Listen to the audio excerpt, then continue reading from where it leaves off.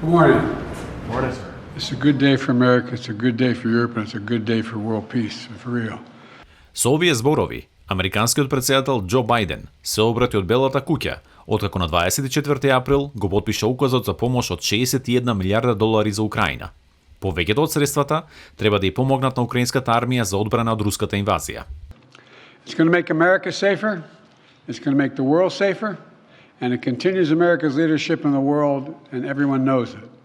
Гранати, ракети со долг дострел, системи за противвоздушна одбрана, дополнителна опрема и вооружување за пешадијата се дел од масивниот пакет помош за Украина.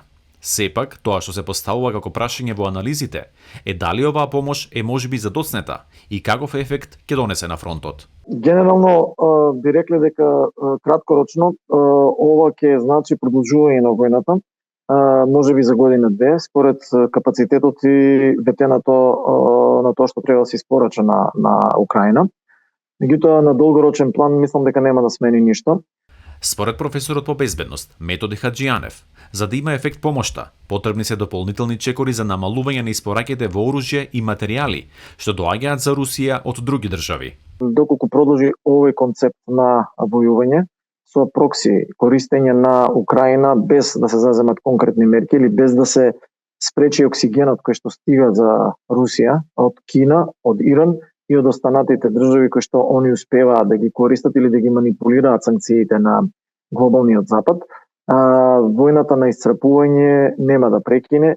Веста за доделувањето американска помош во Русија беше дочекана со остри изјави од тамошните власти. Оружјето што ќе биде испорачано нема да доведе до промена на динамиката. Тоа ќе доведе до нови жртви меѓу украинците. Украина ќе претрпи поголеми загуби.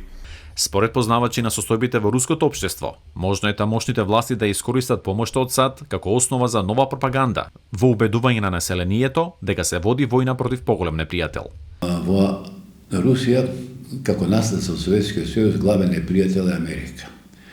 И тие играат на таа карта. Според колумнистот и поранешен дописник од Москва, Мирча Дамчевски, поголемиот дел од руското население се уште му дава поддршка на рускиот претседател Владимир Путин.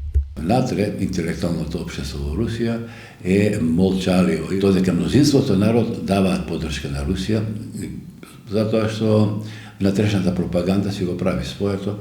Познавачите на состојбите сметаат и дека војната помош од САД нема да го има соодветниот ефект доколку Украина не обезбеди доволно војска. Доколку одиме да кажеме според некоја најниска цифра од време на Втората светска војна, а тоа е да мобилизира 10% од сопственото население, да измобилизира некаде помеѓу 3 и 3,5 милиони луѓе, војници.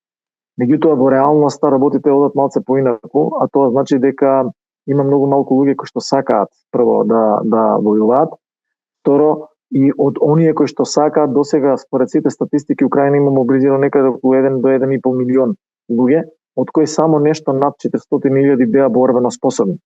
Неодамно украинскиот парламент донесе закон со кој се проширува возраста за мажите што може да бидат упатени на фронтот. Законот создаде бурни реакции во украинската јавност. Мобилизација звичајно потребна, тому што Секако, нова мобилизација е неопходна затоа што војниците веќе се уморни. Имам многу пријатели кои сега се борат. Уморни се и сакаат да одморат. Ним е потребна демобилизација.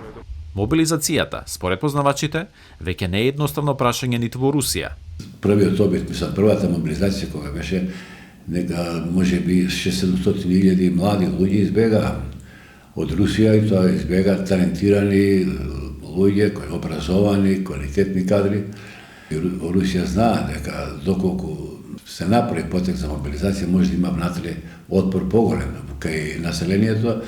Покрај недостатокот од оружје и војска, состојбите на теренот и досегашниот тек на војната, според познавачите, не навестуваат скорошен мир меѓу Украина и Русија. Приказната за мирот е далеку од и најверојатно е во некој си ќорсокак влезена, заради тоа што условите кои што политички двете страни ги дигнаа, влоговите кои што ги поставија ги кренаа многу високо. Тоа значи барањата кои што се уште ги слушаме од западната хемисфера се Русија надвор од Украина, додека Русија пак сега има нови побарувања и постојано мафта со наводниот договор кој што требало да биде потпишан помеѓу Русија и Украина во Истанбул, кој не се случил под притисок на, како што тврдат тие, на западните дипломати. Препоставките се дека е мала веројатноста Русија да се откаже или да се повлече од окупираните територии. Загинаа многу луѓе. Ако Русија се откаже од тоа, прво Путин ќе треба да се застрела самиот. Првото прашање ќе му го постават. Може би прво луѓето околу него или генералите или па и народот може. После зошто изгинаа толку луѓе? Зошто ги пратите таму? Зошто влеговте во војна? Мирот е се уште далеко.